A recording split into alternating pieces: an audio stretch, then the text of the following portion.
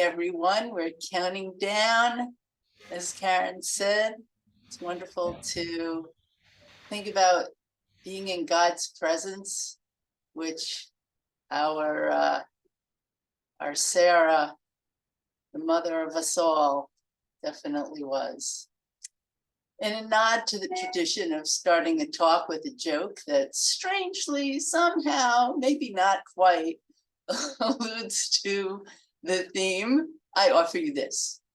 A young newlywed excitedly confides to an older woman, I know it's been a year already, but it's gone by like 2 days. To which the older woman says, I've been married 35 years and it's been like 2 days. Yom Kippur and Tisha B'Av.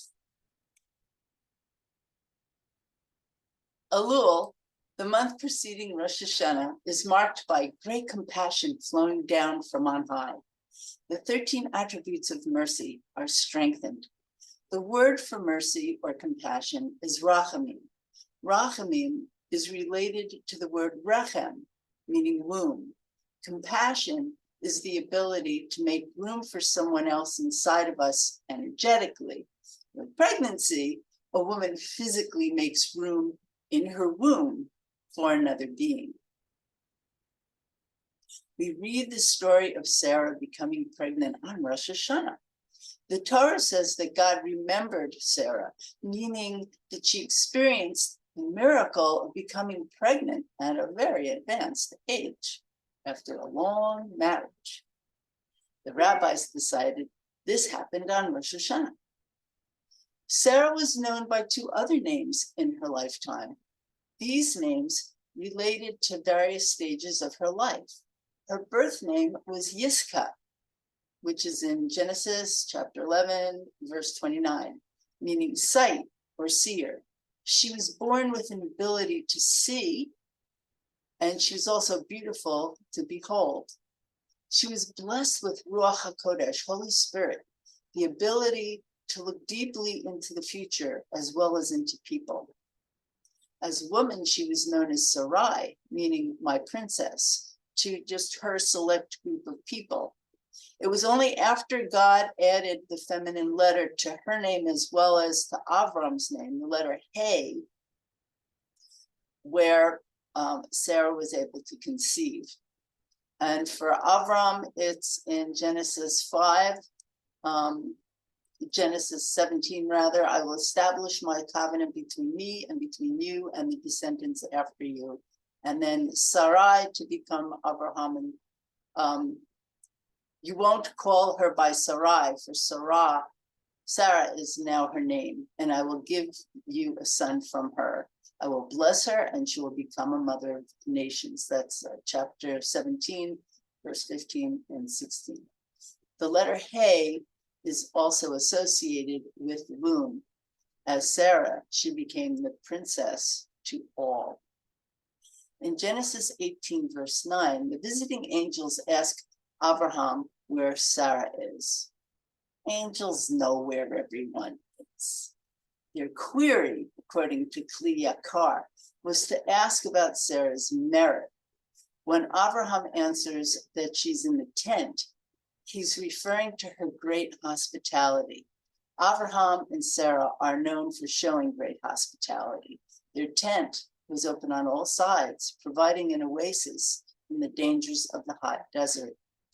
The Parsha opens with Avram sitting at the opening of the tent. And this is right after his circumcision.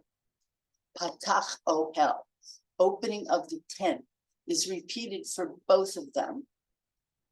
And then in Genesis 18, verse 10, Shama'at patach ohel. Sarah was listening to the opening of the tent. It doesn't say Shama'at et patach ohel, which would mean at the opening of the tent. This line can suggest the deeper meaning of the opening of the tent. The tent provides shelter for people from the outside, just as a womb provides protection for gestating life. The omission of the preposition can be read as a metaphor of opening her womb. Laughter is also repeated throughout the story of Sarah becoming pregnant. Avram laughs at the idea of becoming a father at his advanced age. Sarah laughs for the same reason, and God tells Avram that the child with whom he will give the covenant will be named Laughter, Yitzchak. So what's with all laughter? Does this presage the importance that humor plays in the Jewish psyche? Laughter results from suspending logic beyond what is expected. We might find ourselves laughing when we see that we have averted some danger, whether real or imagined. We laugh when presented with a reality we didn't expect, and at the same time are delightfully surprised by. Sarah's laughter resulted in disbelief from the natural order of life, going beyond the natural into the miraculous. And even as she laughed, Sarah, blessed with a holy knowing, knew this was to be. I have a personal experience that I connect with this inner knowing. After being profoundly disabled from a car crash in my 20s, I was surprised by an unexpected pregnancy. Even though it seemed that being pregnant would be a terrible hardship for me, since I couldn't even open a door or chop an onion, when I looked at the pink line on that pregnancy test, a voice inside of me, kind of knowing, came over me, and I somehow knew that it would be okay. It made no rational sense, and yet I was completely sure in my resolve to continue with the pregnancy. Miraculously, as the pregnancy progressed, my symptoms abated, and by the time I gave birth to my baby girl, I was able to hold her in my arms and take care of her. My daughter was and continues to be a great blessing in my life.